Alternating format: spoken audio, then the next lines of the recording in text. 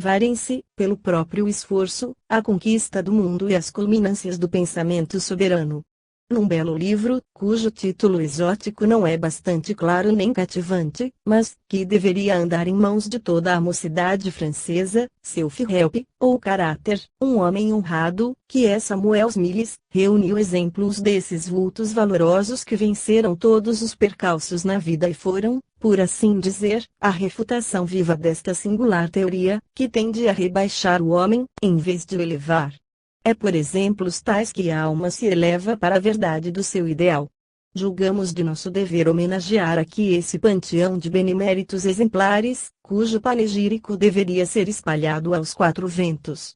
Os fatos a seguir, de ordem geral ou particular, e as considerações que eles sugerem, oferecemo-los aos que repetem com Moleschott, Buchner e seu rancho, que o homem segue os seus pendores e a reflexão nada vale à face das inclinações e tendências, sejam naturais ou adquiridas. Sábios, literatos, artistas, todos quantos se votam ao apostolado das mais transcendentes verdades e todos quantos se enobreceram pelas virtudes do coração, jamais sairão privativamente de uma classe ou de uma carreira de hierarquia social. Ao contrário, saíram indiferentemente da oficina, como da lavoura, da cabana, como do palácio. E os mais humildes atingiram, por vezes, os postos mais culminantes, vencendo dificuldades aparentemente insuperáveis, que lhes atravancavam o caminho. Em muitos casos, parece que essas dificuldades foram seus melhores auxiliares, obrigando-os a empregar todo o esforço possível no trabalho perseverante, e assim vivificando faculdades que, de outra forma, poderiam permanecer adormecidas. O exemplo de obstáculos assim transpostos, os triunfos assim alcançados, são tão numerosos que justificam, quase inteiramente, este provérbio: com boa vontade tudo se consegue. Grande número dos que mais se distinguiram na ciência nasceram em condições sociais havidas como incapazes de proporcionar talentos, particularmente científicos. Em lugar das combinações químicas do hidrogênio e fósforo, em vez dos efeitos da eletricidade dos nervos, apresentamos estes grandes caracteres, que, do fundo das camadas sociais mais obscuras, se elevaram aos pináculos da ciência, a saber, Copérnico, filho de um padeiro polonês, Galileu, perseguido por amor à verdade, Kepler, filho de um taberneiro e caixeiro de taverna, por sua vez, atormentado sempre com a sua miséria pecuniária, D'Alembert. Enjeitado e encontrado pela mulher de um vidraceiro nas escadas de uma igreja, certa noite invernosa, Newton, filho de um pequeno proprietário de Grantham, Laplace, filho de um pobre campônio de Beaumont, perto de Honfleur, W. Herschel, organista de Halifax, Arago, devendo toda sua glória à perseverança no estudo desde jovem, Ampère, pesquisador solitário, Humphrey Davy, criado de um farmacêutico, Faraday, encadernador, Franklin, aprendiz de tipógrafo, Diderot, filho de um cutileiro, Cuvier, Geoffroy Saint-Hilaire e sem outros, o físico Altefeuille, filho de um padeiro de Orleans, Gassendi, pobre camponês dos Baixos Alpes, o mineralogista Louis, filho de um tecelão, Buffon, que exigia, para levantar e combater a preguiça, que o acordassem a jatos de água fria, sua saúde, malgrado ao que dizem nossos adversários. Para nada lhe serviu e seus maiores trabalhos foram realizados no curso de longa e cruel enfermidade, o químico Vauquelin, aldeão de Saint-André de Bertot, Calvados, que, depois de servente de farmácia, chega a Paris de saco às costas, com um escudo na algibeira, em que o azoto e o fósforo entravam na secreção da vontade destes sábios ilustres, e de que maneira o carbono se comportou para os levar ao fastígio da projeção intelectual? Malgrado as circunstâncias desfavoráveis com que houveram de lutar no início da vida, estes homens eminentes alcançaram, pelo só exercício de suas faculdades, uma reputação sólida e duradoura, qual lhes não granjeariam todos os tesouros da terra. De nossa parte, citaremos agora os cirurgiões Boninter, Ambrósio Paré e Dupuytren, nascidos de condições humildes. Conta-se que Dupuytren, quando no Colégio da Marcha, ocupava com outro colega um quarto que tinha por todo o mobiliário 3 cadeiras, mesa e uma espécie de cama, na qual se alternavam para o repouso. Tão exíguos eram seus recursos, que, muitas vezes, passavam a pão e água.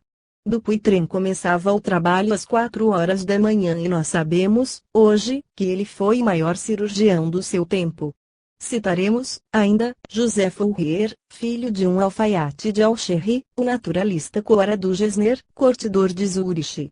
Citaremos mais, Pedro Ramas, Shakespeare, Voltaire, Rousseau, Molière, Beaumarchais, grandes obreiros do pensamento, que derrubaram, exclusivamente com a sua força mental, as barreiras que as castas sociais opunham ao vulgo. Fácil nos seria exarar infinitos exemplos desse quilate. Em todos os ramos da atividade humana, ciências, belas artes, literatura, comércio, indústria, eles são tão numerosos que chegam a dificultar a escolha entre tantos homens notáveis cujo êxito lhes adveio somente do trabalho e paciente esforço. Basta, por exemplo, lançar um olhar aos domínios da geografia e assinalar entre os grandes descobridores Cristóvão Colombo, filho de um cardador de Gênova, Cook, caixeiro de uma loja no York City, e Livingstone, operário de uma feição de tecidos perto de Glasgow. Entre os papas, Gregório VII nasceu de um carpinteiro, Sisto V de um pastor e Adriano VI de um pobre canoeiro. Na sua juventude, pobríssimo, Adriano, impossibilitado de comprar uma vela, preparava as lições ao relento, aproveitando a iluminação pública. Ninguém lobriga em tudo isto a influência do oxigênio. Não é senão pelo exercício autônomo de suas faculdades que uma criatura pode adquirir o saber e a experiência que, reunidos, produzem a sabedoria. E, qual dizia Franklin, é tão pueril esperar a posse desses bens sem esforço e sem trabalho quanto seria contar com uma colheita em terreno sem lavra nem semeadura. Dois ou irmãos, provindos do mesmo casal, podem receber a mesma educação, ter a mesma liberdade de ação, viverem juntos, nutrirem-se do mesmo ar e dos mesmos alimentos e nada impedirá que um se torne ilustre e outro fique na mediocridade. A quanta gente se poderiam endereçar estas palavras do velho bispo de Lincoln ao irmão, homem indolente, que lhe pedia fizesse dele um grande homem, certo, se a tua charrua se quebrar posso mandar consertá-la, e se te morrer um boi posso comprar-te outro, mas não posso fazer de ti um grande homem, de vez que lavrador te encontrei e sou obrigado a deixar-te como tal. Riquezas e bem-estar não são indispensáveis ao desenvolvimento das altas faculdades humanas, pois, se assim fora, não haveria no mundo, de todos os tempos, notabilidades desabrochadas das mais ínfimas camadas sociais. A química alimentar nada tem que ver com a produção intelectual. Longe de ser um mal, a pobreza, quando provida de energia e iniciativa pessoal, pode transformar-se em benefício, de vez que faz sentir ao homem a necessidade de lutar com o mundo, onde, a despeito dos que compram o bem-estar a preços degradantes, também há confiança, justiça e triunfo para os valorosos e honestos. A fortuna há mesmo, muitas vezes, prejudicado os seus privilegiados. Em compensação, encontramos exemplos favoráveis à nossa tese, entre aqueles que, inspirados pela fé ociosos da felicidade do seu próximo, renunciaram, voluntariamente, aos gozos mundanos, aos poderes e honras da terra, descendo de sua posição culminante para dedicar-se à beneficência e instrução das massas. O mundo é escravo da energia, dizia Aleixo de Tocqueville, nem houve fase de vida na qual pudéssemos conceber repouso, a luta interior, e mais ainda a exterior, é necessária e tanto maiormente necessária quanto mais envelhecemos. Compara o homem a um viajante que caminha, sem parar, para uma região cada vez mais fria e que, quanto mais avança, mais precisa agitar-se. A grande enfermidade da alma é o frio e para combater esse mal temível é preciso, não só manter ativo o espírito pelo trabalho, mas também pelo contato dos semelhantes e dos negócios temporais. Estas palavras, justificou-as o seu autor com o exemplo pessoal. Em plena atividade, ei-lo que perde a vista e, depois, a saúde, mas não perde nunca o amor à verdade. Ainda quando combalido a ponto de ser carregado ao colo como qualquer criança, a sua indômita coragem não o abandona.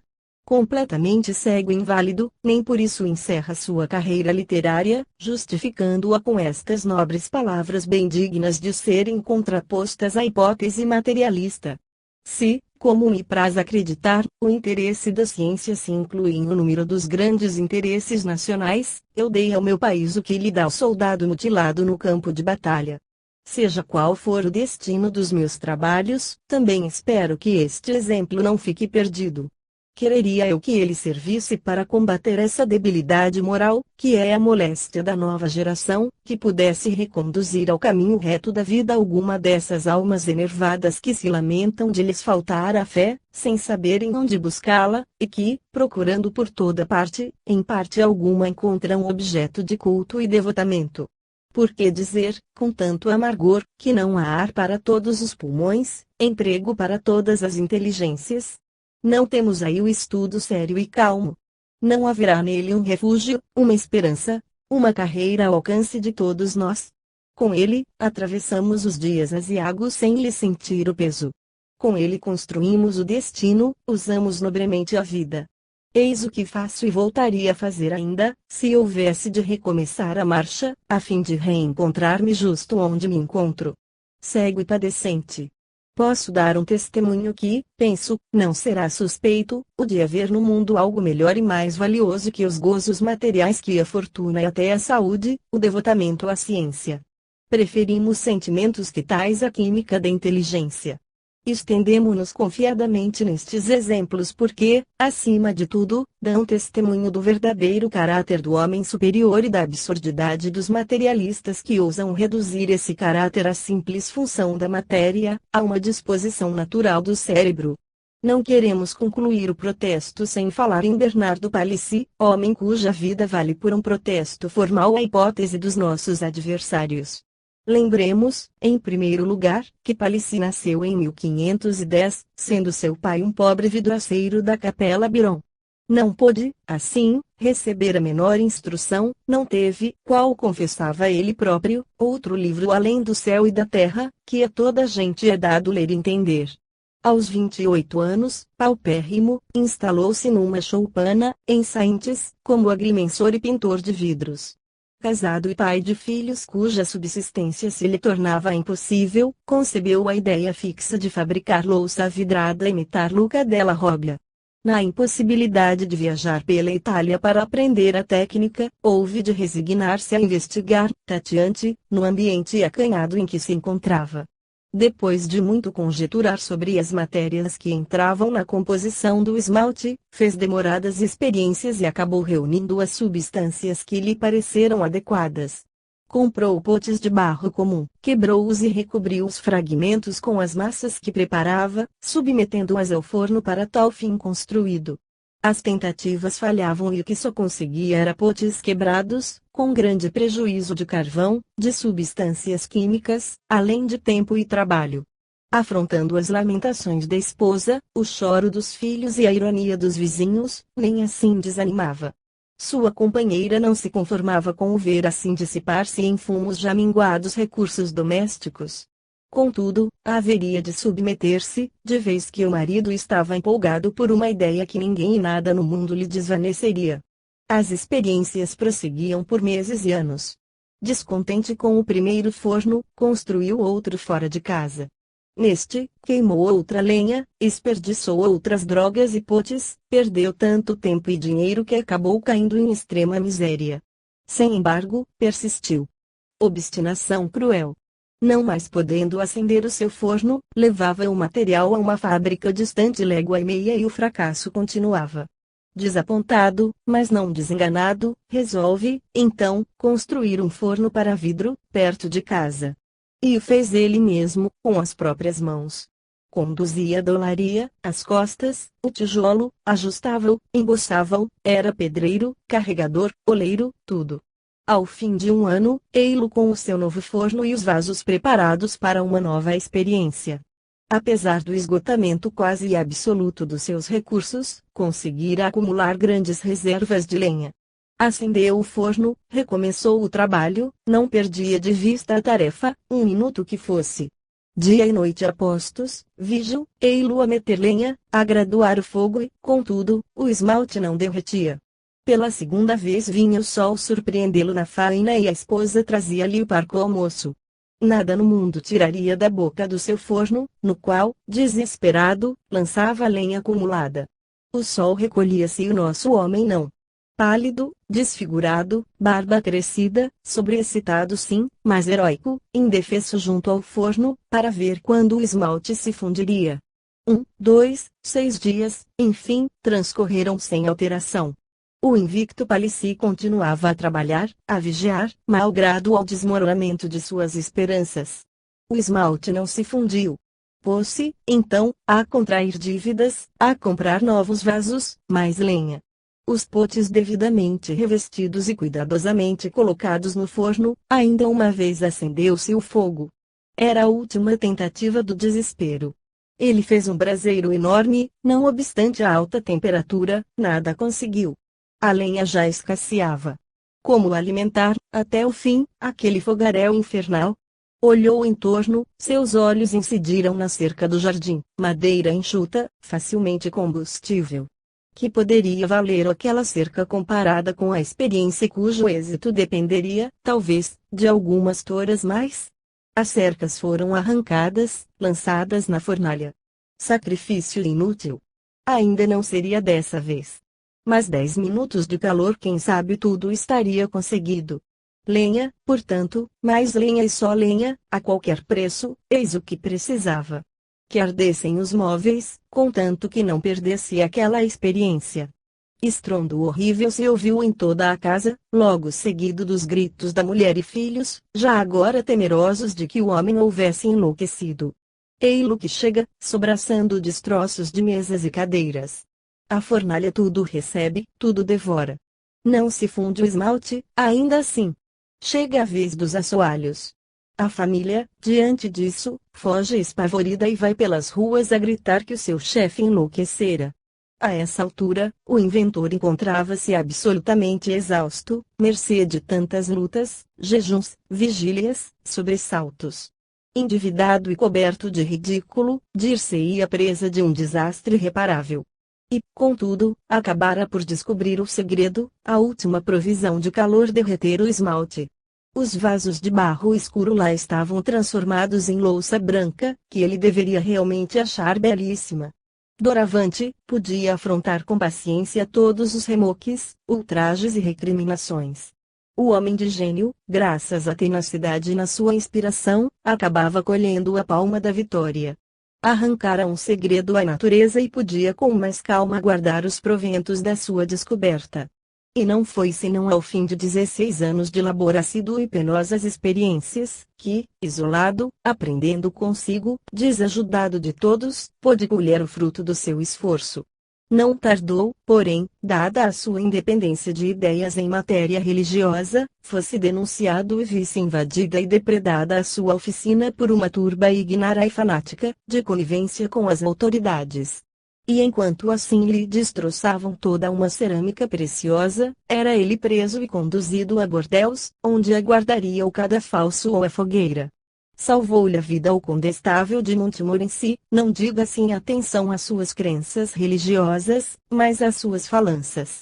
Dali, foi a Paris, onde o chamaram os trabalhos encomendados pelo condestável e pela rainha-mãe, hospedando-se nas Tulherias, enquanto duraram esses trabalhos. Mas, a guerra incessante que movia os adeptos da astrologia, da alquimia e da bruxaria, acarretou-lhe uma nova denúncia como herético. Novamente preso, ficou 5 anos na Bastilha e ali morreu, em 1589, na idade de 80 anos. Assim acabou e assim foi recompensado o inventor da louça esmaltada e das figolinas. Diante desse magnífico exemplo de coragem e perseverança, não da coragem proveniente de uma exaltação nervosa, qual a produzem a cólera, o medo, o cheiro da pólvora, a música marcial, visto que nestes casos espontâneos os adversários poderiam alegar a sensação, mas, de uma energia que se desdobra por 16 anos afrontando todos os reveses, de uma vontade que sobrepuja todos os obstáculos como que avassalando o corpo e as afeições do sangue. Diante desses exemplos, dizemos, diante de todas as glórias da nossa espécie pensante, diante de todas essas chamas que se consumiram para brilharem na posteridade das gerações, diante dos anseios cordiais da humanidade e diante dos testemunhos da sua própria consciência, com que direito se vem averbar de ilusão a vontade e de subsequente a força moral? Com que direito ousam negar a energia independente e o caráter predominante dessas almas de rija têmpera? A que pretexto reduzem a potência desses corações a estados fisiológicos, quando não há circunstâncias fortuitas? E como se leva a fantasia a estabelecer como princípio que as nossas resoluções variam com o barômetro? Objetar-se-á que o benemérito oleiro, cujo perfil acabamos de traçar, representa uma exceção no seio da humanidade. Mas, uma tal evasiva só poderá provir da ignorância e carência de observação. Nomes mais ilustres que o de Palissy fulguram por aí a títulos outros e nos quais admira-nos a mesma obstinação e firmeza. Buffon escreveu que gênio é paciência. Lembramo-nos, então, de Kepler procurando durante 17 anos as 3 leis imortais que o recomendam à posteridade, leis que regem o sistema universal nos latifúndios celestes, onde se embalam as estrelas duplas, tanto quanto regulam o movimento da Lua em torno da Terra. Falaremos de Newton. Modesto, respondendo a quem lhe perguntava como descobrir a gravitação, foi pensando sempre nela. Citaremos todos esses ilustres sábios que em suas lutas só tiveram por arma a inteligência. Invocaremos os trabalhos solitários de Harvey, Carlos Bonnet, Jenner. Recontaremos as tremendas dificuldades que houveram de vencer, animados do fogo sagrado, esses inventores que se chamaram Watt, Jacquard, Girard, Fulton, Stephenson. Diremos dos labores intelectuais que exigiram as nossas vias férreas, a navegação a vapor, a telegrafia, magníficos inventos nos quais celebramos o espírito que não é matéria. Invocaremos os arroubos artísticos de um Miguel Ângelo, de um Tiziano, de um Cellini, de um Poussin. Recordemos esta frase de Bailey, escrita de Milão, em 1820, a propósito de um artista chamado Meyerbeer: é homem de algum talento mas não genial, vivendo solitariamente e trabalhando 15 horas por dia. Contudo, se quiséssemos historiar as provas rudes que flagelaram os gênios mais possantes, haveríamos de baixar aos nomes ignorados, de quantos mergulharam nesse pego revolto, vítimas da sorte, não da descrença, como Chenier decapitado, ou como Gilbert lutando contra o egoísmo universal. Haveríamos, também, de convocar os que sucumbiram gloriosamente, Giordano Bruno preferindo a morte a uma retratação fictícia, Campanella 7 vezes torturado e sucumbindo sem deixar de satirizar seus algozes, Joana d'Arc que salvou a França, Sócrates que salvou a filosofia e preferiu a cicuta à mentira, Cristóvão Colombo expirando no cárcere, o velho Pedro Ramos estrangulado na noite de São Bartolomeu, em que também teria perecido Ambrósio Paré, se Carlos IX não levasse em conta os seus préstimos pessoais e, enfim, todos os mártires da ciência, da religião, do progresso, inclusive os que tombaram nos circos romanos, devorados pelas feras e exorando a Deus por seus irmãos.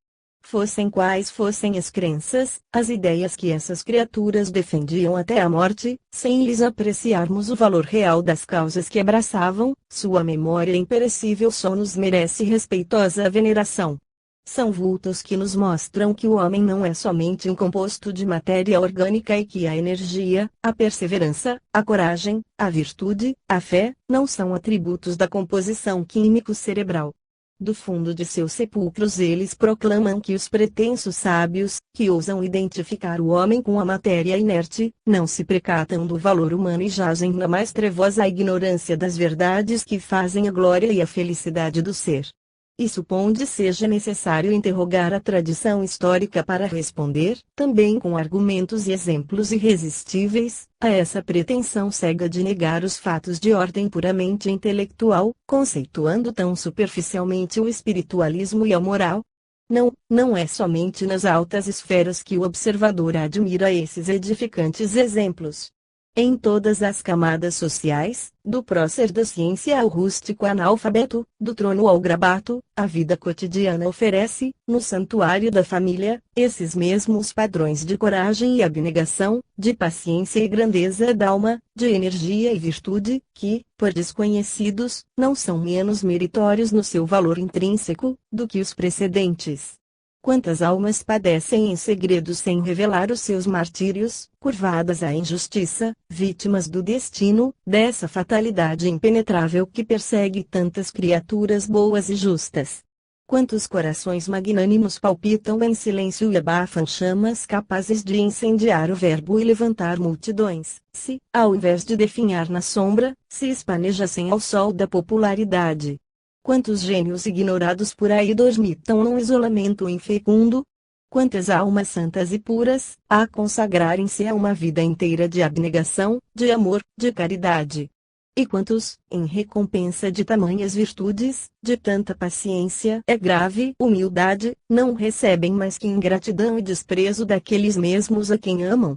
O último refúgio dos nossos adversários assenta no sistema dos pendores naturais, como a declararem que estes fatos de ordem mental não são mais que o resultado das inclinações dos espíritos credores da nossa admiração.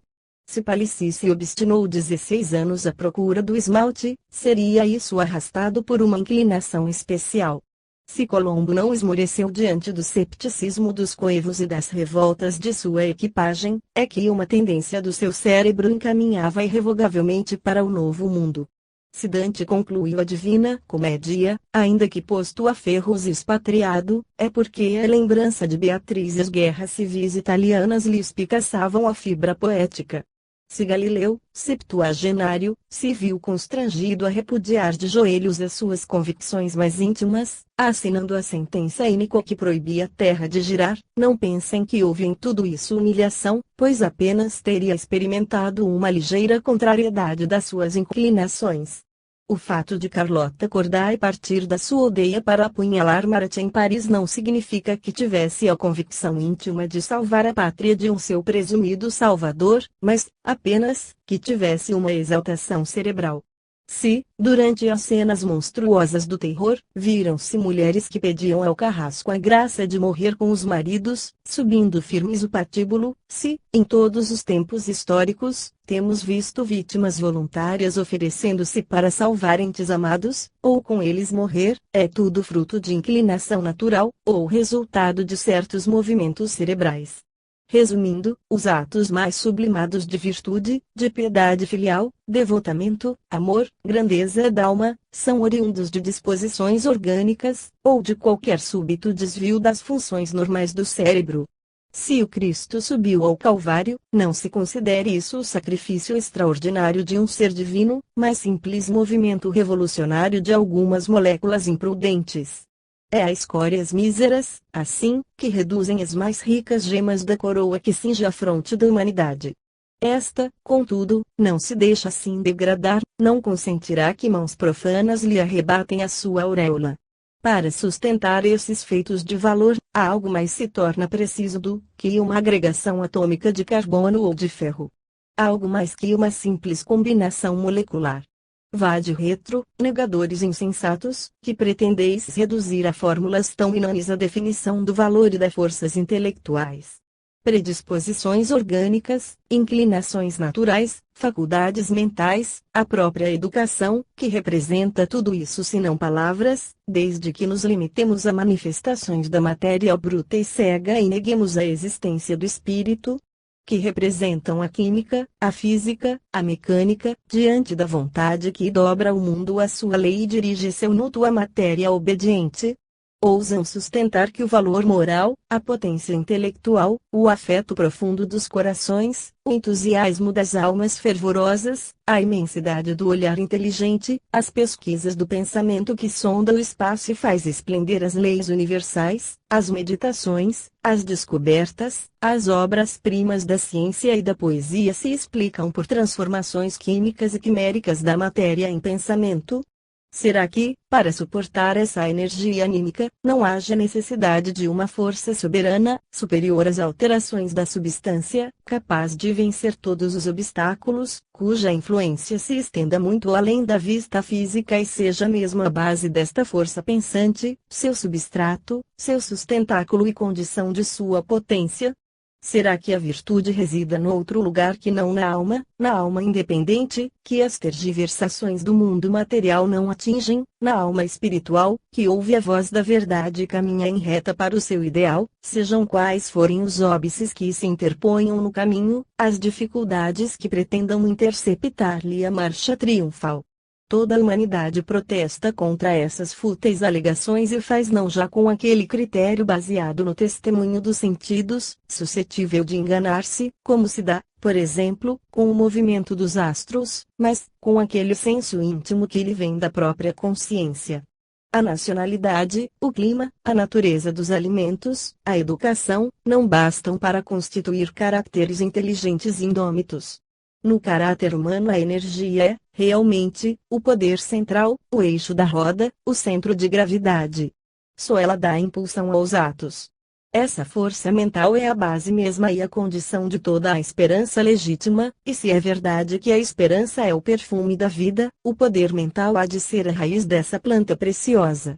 Ainda mesmo que as esperanças se desvaneçam e a criatura sucumba nos seus esforços, resta-lhe satisfação de haver trabalhado para vencer e, sobretudo, que, longe de ser escrava da matéria, manteve-se fiel às regras por vezes árduas, que a honestidade impõe.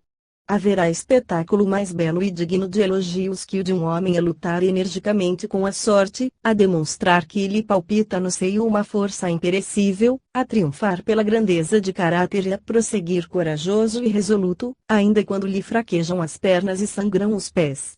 Em sentido menos generalizado que o destes grandes fatos precedentes, temos visto exemplos particulares de vontades poderosas realizando milagres. Nossos desejos são, muitas vezes, os precursores da capacidade de realização, bastando intensificá-los para que a possibilidade se resolva em realidade. Se de um lado as vontades de um Napoleão e de um Richelieu riscam dos dicionários a palavra impossível, por outro lado existem os vacilantes, a quem nada se afigura possível. Saiba querer energicamente, dizia Lamennais a um espírito enfermo, fiche a sua vida flutuante, não se deixe levar por todos os ventos, qual folha murcha desgarrada do tronco. Pessoalmente, temos conhecido criaturas exaltadas, que, depois de terem estado com um pé na sepultura, recuaram de espanto ante o esplendor da vida que pretendiam abandonar e resolveram conservá-la. Estes exemplos são raros, por só possíveis quando o corpo não esteja tocado pela mão da morte. E, no entanto, existem. Um escritor inglês, Walker, autor de O Original, e que não deixa de revelar uma certa originalidade em sua determinação, resolveu um dia vencer a enfermidade que o acabrunhava, conseguindo pasmar bem dali por diante. Os fastos militares oferecem-nos o exemplo de vários chefes que, velhos ou enfermos, em ouvindo no instante decisivo da batalha que seus comandados desertavam, atiravam-se para fora da barraca, os reuniam e conduziam à vitória, para logo após tombarem exaustos e exalarem o último suspiro. Não somente a vontade, mas também a imaginação domina a matéria, contradiz o testemunho dos sentidos e origina, às vezes, ilusões absolutamente alheias ao domínio físico. Expliquem como pode morrer um homem quando, com uma simples picada, os médicos lhe sugerem que o sangue escorre da veia rasgada. Este e outros fatos estão judicialmente averiguados. Que nos expliquem como a imaginação cria um mundo de quimeras, que atuam ativamente no organismo e se refletem na saúde. Ao demais, tão forte e autônoma é a vontade, as influências ambientes tão precárias se afirmam, para explicar a marcha da vida intelectual, que, as mais das vezes, não a embaraçam e, ao contrário, nos induzem a proceder com energia tanto maior, quanto mais prementes são os obstáculos que se nos deparam. Todos quantos se votam a tarefas intelectuais dirão conosco que a fase em que mais operaram em sua carreira foi precisamente a de maiores dificuldades na vida prática e que a vontade é qual os rios que seguem destruindo e vencendo os acidentes do seu curso, não obedecem a barragens e até se encrespam e se precipitam mais impetuosos, quanto mais sólida e alta a muralha que se lhes opõe. Quando sucesso e glória vêm coroar nossos trabalhos e após uma faina longamente sustentada a reação vem convidar-nos ao repouso, deixamo-nos efeminar pelas delícias de Capua e já o fogo da inspiração não nos acende auroras na mente. O trabalho pessoal da vontade é a condição sine qua non do nosso progresso. Em um descrime acerca da existência da vontade, a questão assaz longa e baldamente controvertida, do livre-arbítrio, não pode ficar sem o seu ponto de interrogação. Os adversários o negam absolutamente e proclamam, qual vimos e suficientemente comentamos, que todas as realizações humanas são o resultado necessário de causas ou ensejos emergentes à revelia de reflexão, e sem que esta lhes possa mudar o curso. O pensamento não é mais que movimento físico da substância cerebral. Esse movimento procede do sistema nervoso, afetado, a seu turno, por um movimento exterior. O movimento pensante, por sua vez, reage sobre os nervos e músculos e determina os atos. Em toda esta sucessão não há movimentos materiais transmitidos. Eu imagino de bom grado o encontro de um cristão com um discípulo de Olbach no desvão de uma dessas oficinas, cuja portada se protege com a clássica estatueta de Hipócrates travando o seguinte diálogo: é facílimo demonstrar que o pensamento é produto da matéria, dirá o Olbachiano. Eis, por exemplo, uma locomotiva que se precipita veloz ao vosso encontro. A visão da locomotiva ou, para falar fisicamente, o raio luminoso partido dessa máquina atinge o vosso globo ocular e provoca um dado movimento distensivo do nervo óptico. Por intermédio desse mesmo nervo o movimento se transmite ao cérebro. Depois, o movimento cerebral, tornando-se causal, por sua vez aciona os nervos correspondentes às pernas e estas entram a correr e a levar-vos fora da linha. Evidente, pois, que em tudo isso não utilizastes uma partícula de liberdade qualquer. Vossa atitude derivou, necessariamente, da impressão visual da locomotiva, mas, perdão, retrucará o outro, e se eu, por um capricho de suicida, aliás comum, tivesse deliberado permanecer na linha até que a locomotiva me esmagasse?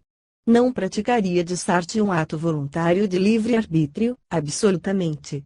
A não ser que houvesse enlouquecido e tivesseis premeditado e maturado o plano do suicídio, nem por isso ele deixaria de ser o resultado de causas predisponentes e, portanto, involuntário. Admitamos que assim seja. Quanto ao instante decisivo, de vez que matar-se a gente sem motivo seria imbecil. Mas, pergunto ainda, quanto ao gênero de morte, não poderia escolher o baraço, o veneno, a queda de uma torre, a bala, etc., em vez de me atravessar na linha férrea. Não terei, pelo menos, a liberdade de opção, desenganai-vos. Se vos decidirdes pelo esmagamento, será porque existe próximo uma linha férrea, ou por imaginar de ser esse um processo mais rápido, menos doloroso, ou por vos repugnarem outros gêneros de morte, etc. Mas, de qualquer forma, sempre se conclui que escolhe jamais. É que uns tantos movimentos se operaram no órgão da reflexão. Seria um causado pelo aspecto de uma força, outro pelo necrotério, pela imagem de um crânio partido, pela hipótese de um tiro falhado, das angústias da asfixia e assim por diante. O movimento correspondente ao esmagamento pelo comboio seria, então, o que se figurava menos desagradável e, dominando os demais, decidiria da vossa sorte. Mas, se eu tivesse, por exemplo, agravos de um irmão e, em lugar de postar-me na linha, fosse, por determinação dos movimentos correspondentes a tais agravos, levado a tirar sob as rodas do comboio o corpo do meu irmão, tinha ou não a liberdade de o fazer? Seria responsável, ou não? Não entremos em tricas jurídicas, pois muito bem, voltando ao nosso suicídio, dissestes que eu teria escolhido um gênero de morte determinado por uma causa qualquer. Ora, isso é claro, pois de outro modo, para falar com franqueza, escolher sem causa determinante, é estúpido. Mas, como podem tais causas atuar materialmente, por um revés da sorte perdeis a tranquilidade e o bem-estar. Habituado à fartura e a todos os regalos do corpo e do espírito, encontrais-vos de chofre na maior miséria. O constrangimento, as restrições do vosso organismo, a alteração de hábitos, atuam sobre o cérebro, que, ante a perspectiva de morte lenta e miserável, decide antecipá-la desde logo. São sempre, como vedes, movimentos físicos, mas se forem desgostos de família, decepções amorosas, temor da desonra, causas de ordem moral, em suma, não existe ordem moral, já esperávamos por essa. E é assim que pretendeis nada afirmar sem provas. É assim que presumis interpretar fielmente o ensino da ciência? Tomemos um último exemplo, vede bem. Eis aqui, em descanso, minha mão direita, nada me obriga a erguê-la. Agora, contudo, quero fazê-lo e faço. Agi livremente, ou não, não. Houve uma razão determinante, qual a de provar o vosso alvedrio e suscitada pela vossa conversa anterior. Esta, por sua vez, originando-se de fatos precedentes, desde que nascestes. A vida mental, como a material, ou por melhor dizer única, não passa de uma sucessão necessária de causas e efeitos a entrosarem-se naturalmente. Vede ainda, tenho a mão suspensa. Agora, imaginai que há movimento num círculo e a espalmo, chapada, na vossa face. Tendes uma sensação de ardor, exaltamento imediato e já ruborizado, gritareis, que é isso? Mas, antes que possais reagir de fato, digo-vos, de que vos admirais? Então, este sopapo não é consequência inevitável do movimento da mão, da fantasia desse lobo que opera acima do ouvido, junto das zonas protetoras da apófise mastoide e da sutura occipito-parietal, etc. E tal não se dá, de sucessão em sucessão, desde os primórdios do mundo. Caro senhor, tendes na verdade exemplos edificantes, que assaz me impressionam. Tenho, para mim, que tudo isto não passa de movimento serial da dipotacidora e hidroxamina em vosso lobo frontal, e dado que, em consequência desses movimentos, tomasseis de uma faca para esfolar-me vivo, seria cômico que me formalizasse. Mas, para encerrar a questão, uma vez que preciso retirar-me, dizei-me, não pensais com Spinoza que a nossa pretensa liberdade não passa de aparência e que, tendo consciência de nossos atos, nem por isso lhes conhecemos a causa? Não admitis, com Usni, que o homem tem consciência, não do princípio de seus atos, mas tão somente dos atos em si, apenas como fenômenos? Todo o movimento cerebral nos vem do exterior, pelos sentidos e a excitação do cérebro. O pensamento é um fenômeno material, como o próprio pensamento. A vontade é a expressão necessária de um estado cerebral produzido por influências exteriores.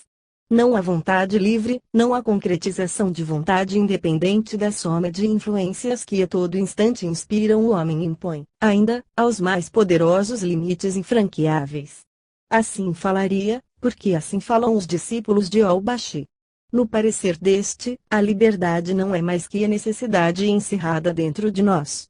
Não há diferença entre o homem que se atira voluntariamente e o que é atirado de uma sacada abaixo, senão que ao primeiro a impulsão lhe vem de dentro e ao segundo chega de fora do seu maquinismo.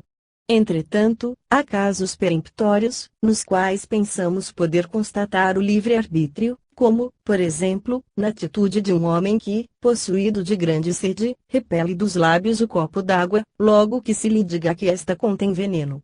Mas, temos o direito de supor que esse homem assim proceda livremente. A vontade, ou, melhor, o cérebro se encontra em estado comparável à bola que, recebendo um impulso em certa direção, desta se desvia logo que intervenha uma força maior que a primeira. Al-Bashi nos dá uma fórmula aritmética da liberdade. As ações do homem são sempre um misto de energia própria e dos seres que sobre ele atuam e o modificam. Respondemos a essa negação integral da liberdade com uma doutrina que, sem nos investir de um arbítrio absoluto, de vez que as influências exteriores atuam constantemente para atenuar esse absoluto, nem por isso deixa de nos dar uma liberdade real, uma responsabilidade íntima, um livre-arbítrio incontestável. O assunto é mais complexo do que parece aos profanos e temos uma permanente manifestação de sua dificuldade na sucessão secular das crenças religiosas, que oscilam entre o fatalismo e a graça divina.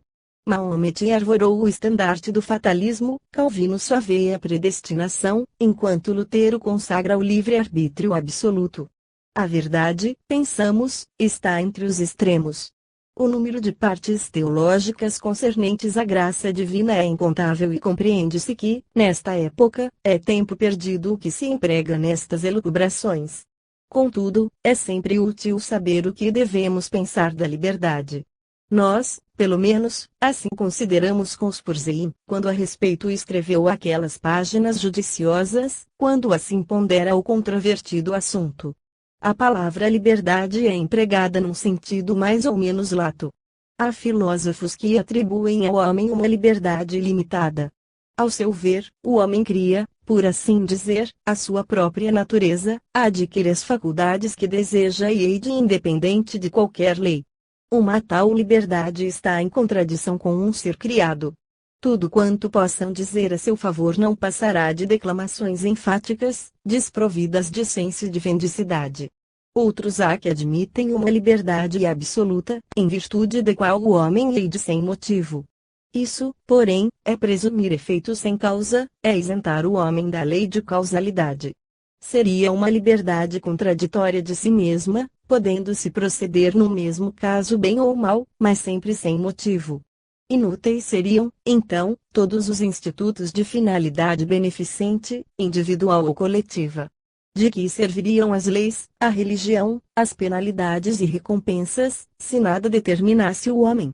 Por que esperar de outrem amizade e fidelidade, antes que ódio e perfídia? Promessas, juramentos, votos, tudo ilusão. Uma tal liberdade nada tem de real, não passa de especulativa e absurda. Precisamos, ao contrário, reconhecer uma liberdade acorde com a natureza humana, liberdade que a legislação pressupõe, liberdade raciocinada. 3 são as condições fundamentais da legítima liberdade. Em primeiro lugar, é preciso que a criatura possa escolher entre vários motivos. Seguindo o motivo mais forte, ou agindo só por prazer, já se não opera com liberdade. O prazer não é mais que uma falsa aparência de liberdade. A ovelha que mastiga a erva com prazer não está exercendo um ato livre. Obedecendo a um desejo mais forte, também o animal, quanto o homem, não pratica livremente, tampouco. A condição precípua da liberdade é a inteligência, ou a faculdade de conhecer e escolher os motivos. Quanto mais ativa a inteligência, mais ampla a liberdade. Os idiotas natos, as crianças até uma certa idade, têm, às vezes, desejos muito enérgicos, mas ninguém os considera livres, visto não possuírem inteligência bastante para distinguir o falso do verdadeiro. Os homens mais bem educados e os mais inteligentes são os de quem, mais que dos ignorantes, deploramos as faltas. À medida que se elevam na série das faculdades intelectivas, os animais vão se tornando mais livres e modificam mais individualmente os seus atos, de acordo com as circunstâncias exteriores e com as lições de sua prévia experiência. Se empregamos a violência para impedir o cão de perseguir a lebre, ele se lembrará das pancadas que o aguardam e, árdego e trêmulo ao império dos próprios desejos, não deixará de ceder. O homem, superior a todos os seus irmãos da escala zoológica, é, por sua mesma natureza, o ser que goza de liberdade no grau mais eminente. Só ele procura encadear efeitos e causas, comparar melhor o presente e o passado, e daí tirar conclusões para o futuro. Pesa as razões, detém-se nas que lhe parecem preferíveis, conhece a tradição. Seu raciocínio decide e perfaz a vontade esclarecida, muitas vezes contrariamente aos seus desejos. Uma última condição da liberdade é a influência da volição sobre os instrumentos que devam operar suas ordens pessoais. O homem não é responsável por desejo ou por faculdades afetivas dele independentes. A responsabilidade individual começa com a reflexão e com a possibilidade de proceder voluntariamente. No estado de saúde, os instrumentos operatórios subordinam-se à influência da vontade. A fome é involuntária, mas, se senti-la, eu me abstiver de comer, exerço a influência da minha vontade sobre os instrumentos do movimento voluntário. A cólera é involuntária, mas eu não sou forçado a maltratar quem me provoque, só porque a minha vontade influi em meus músculos. Perdido o domínio dessa influência, então sim, o homem já não é livre. É o que a miúde sucede com os alienados, que experimentam desejos, reconhecem a sua inconveniência, chegam a maldizê-los, mas não têm a força de restringir os movimentos involuntários, chegando mesmo, algumas vezes, a pedir que lhes embarguem. A liberdade moral é a base mesma da sociedade e se ela não passa de ilusão, todo o gênero humano, tanto as nações incipientes como as mais civilizadas, que cultivam a ciência e governam a matéria, bem como os povos remotos, toda a humanidade, repetimos-lo, ter-se-ia deixado iludir pelo mais colossal dos erros que ainda existiu, depois de enveredar pela senda mais falsa e injusta que possamos imaginar. Mas que dizemos, injusta? Neste sistema, essa palavra nada significa e visto que o bom e o mal não existem, visto não haver ordem moral, claro é que todas as palavras concernentes à descrição dessa ordem, todos os pensamentos e julgamentos carecem de sentido. E, contudo, a menos que abstraiamos a própria consciência, não podemos anuir a semelhantes conclusões. Quaisquer que sejam as conclusões teóricas a que cheguem os lógicos na questão do livre-arbítrio, dizia Samuel Smiles, todos sentimos que somos praticamente livres de escolher entre o bem e o mal. Não somos o seixo que, lançado na torrente, apenas pode seguir o curso das águas.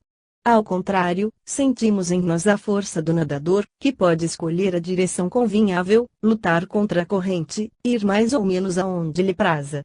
Nenhum constrangimento absoluto nos impeça a vontade. Sentimos e sabemos, no concernente aos nossos atos, que não somos encandeados por qualquer espécie de magia. Todas as nossas aspirações para o bem e para o belo ficariam paralisadas se pensássemos de modo diverso. Todos os negócios, nossa conduta na vida, regime doméstico, contratos sociais, instituições públicas, tudo, enfim, se baseia na noção prática do livre-arbítrio. E sem ele, onde estaria a responsabilidade? De que serviria ensinar, aconselhar, predicar, reprimir, punir? Para que leis, se não houvesse uma crença universal como o próprio fato universal, de que dos homens e de sua determinação depende conformar-se ou não? O homem que melhor evidencia seu valor moral é o que se observa a si mesmo, dirige as suas paixões, vive conforme a regra que se impôs, estuda suas aptidões e suas falhas. Eis, verdadeiramente, o homem, sua grandeza está na sua liberdade. Não fora livre o homem, não se lhe permitiria ter fome e sede, nem comer nem beber, nem senhorear, em coisa alguma, as tendências do seu corpo. A ordem social não se teria constituído. Mas nós não temos necessidade de prova alguma exterior para afirmar a nossa liberdade. Ninguém melhor o sabe do que a nossa própria consciência. Ela é, aliás, a única coisa que possuímos completamente nossa, e a boa ou má direção que lhe damos, em definitivo, só depende de nós. Nossos hábitos e pendores não são nossos amos, mas servos.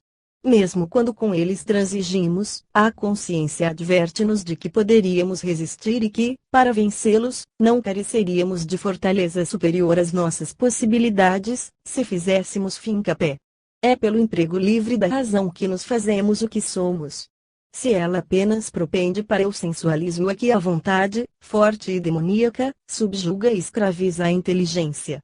Bem dirigida, porém, essa mesma vontade compara-se a uma rainha, tendo por ministros as faculdades intelectuais e presidindo ao maior desenvolvimento compatível com a natureza humana. Este pretenso ateísmo científico tomou o encargo de rebaixar e destruir todos os caracteres da grandeza humana. Não pode, contudo, impedir a alma de provar o seu valor, de assomar a matéria, construindo-se de si mesma com os elementos do seu meio e do seu clima. Ele, o materialismo, não percebe que se a personalidade humana fosse resultado de influências fatalísticas da natureza, a criança e o selvagem, sob o governo quase exclusivo dessas forças, seriam mais sensatos, mais íntegros que o sábio, o filósofo, o artista. Uma tal consequência destrói, por si só, a teoria dos nossos adversários. Molestio-te ri-se inconsideradamente do químico espiritualista Liebig, a propósito desta assertiva do eminente pensador: o homem tem umas tantas necessidades que radicam na sua natureza espiritual e não podem ser satisfeitas pelas forças físicas, necessidades que são as diversas condições de suas funções intelectuais. É claro, responde Molestio-te, que estas palavras não têm sentido. Pode a ambição humana imaginar um fim mais orgulhoso que o decorrente de sua própria elevação a necessidades impossíveis de serem providas por forças naturais? Certo, o autor de Circulação da Vida jamais sentiu essas aspirações superiores à natureza física e às forças que a regem. Nunca contemplou o ideal do bem e do belo, jamais exorbitou da esfera das funções corporais, seja da assimilação e desassimilação orgânicas. Se assim é, nós o lastimamos e nos contristamos de saber que há, no mundo pensante, criaturas para as quais o mundo intelectual permanece completamente fechado. Mas, dirijo-me a vós, espíritos pensantes que aqui me ledes, sejais quem fordes, homem ou mulher, criança ou velho, moça ou rapaz, concordais em que todos os anseios da alma, todos os requisitórios do coração, todas as aspirações da mente não tendam a fins estranhos e transcendentes às transformações da matéria? Acreditais que no círculo da sensação e do sensualismo se encerrem todas as tendências da nossa personalidade? Se já amastes na aurora da vida, se já sonhastes os sonhos primaveris, se o céu de vossa juventude já vos deixou entrever, ainda que por um instante, uma estrela verdadeiramente celestial em sua auréola atrativa, dizei-me se é possível aceitar, como expressão de realidade, a palavra de Stendhal, quando diz que o amor não é mais que um contato de duas epidermes. Se tendes estudado as obras da natureza, o céu cujos mundos incontáveis gravitam harmônicos no âmbito da luz e da vida, a terra em cuja superfície se conjugam e se desdobram de concerto as manifestações da força vital, a atmosfera, cujas leis periódicas regulam o regime geral, as plantas, ornamento e perfume do solo, base do edifício das existências, os seres vivos, cuja estrutura revela, a cada passo, a maravilhosa adaptação das funções aos órgãos, se tendes estudado as lições grandiosas e o mecanismo geral desta natureza tão rica e tão fecunda, podereis recusar-vos a saudar do uno de vossa alma a inteligência suprema com tamanho império manifestada sob o véu da matéria? Se, no silêncio eloquente das noites estreladas, vossa alma se deixou arrebatar num voo olímpico a esses focos de vida desconhecida, se já fostes alguma vez levado a perguntar quais possam ser as formas da vida futura, e se já houverdes pressentido que o idealismo de nossas aspirações não se realizou neste mundo, porventura não estremecestes a ideia do infinito e da eternidade que nos aguardam? Se tendes presenciado as obras sublimes de devotamento e caridade, que espalham o bálsamo da consolação nos espíritos sofredores, que levam os proscritos da terra a esperar uma justiça imanente, que sustentam o passo vacilante dos feridos e que se consagram de corpo e alma ao alívio das misérias terrenas, dizei-me, não tendes concluído que o sensualismo e o egoísmo indiferente não são tudo o que encerra o coração humano? Se sentistes, alguma vez, a magia da música deixando-vos embalar por essas obras-primas, cujos autores ilustres têm pontilhado de encantos a travessia oceânica da vida, dizei-me, não vos parece que há fases acústicas, harmonias que o ouvido não entendeu e das quais as melodias terrenas não representam mais que um eco amortecido? Se tendes vivido a vida da alma, enfim, essa vida entrecortada de êxtases e angústias, sensível e dominadora ao mesmo tempo, vida que se conturba com as mágoas do coração e sabe, todavia, calcar a pés os prejuízos vulgares e dominar triunfante os nadas mundanos, se tendes caminhado de fronte erguida, fitando o céu, não compreendestes que a inteligência ultrapassa a matéria, que a alma tem necessidades extracorpóreas e que a nossa dignidade moral não conhece a poeira das praças públicas, onde os saltimbancos divertem as turbas vadias com jogos de física recreativa. Se, qual temos visto, a ciência do mundo físico perde, na hipótese da inexistência de Deus, a sua base e a sua luz, para resvalar na incapacidade absoluta de explicar razoavelmente a construção do universo, a ciência do mundo intelectual perde, maiormente, a sua razão de ser. Esvanecem-se o verdadeiro, o belo, o bem. Em que baratos tenebrosos mergulham, então, os velhos princípios da filosofia, da estética, da moral? A meditação das eternas verdades já não passará de um sonho. O sábio, o pensador e o artista estrebucham na treva e no caos. Em vão se pretenderá que a arte possa colimar outros fins que não sejam a representação de formas agradáveis. Escultura, música, pintura, apenas visam deleitar-nos os sentidos. Erro profundo. Qual a beleza que a nossa alma contempla na estatuária, no desenho, na harmonia? Qual a magia que nos atrai através das luzes e sombras dos ensaios perecíveis? Não será a beleza ideal, a verdade misteriosamente oculta, da qual temos sede, procurando vê-la em tudo? Não será o ideal puro, translúcido, soberano, imã possante, sedutor e irresistível de inteligência? A humanidade não se elevou acima das outras espécies terrenas senão por sua constante ascensão para o ideal, para a verdade espiritual. A arte seria um mito, um engodo, um exercício mecânico, um nada, se não radicasse na beleza suprema.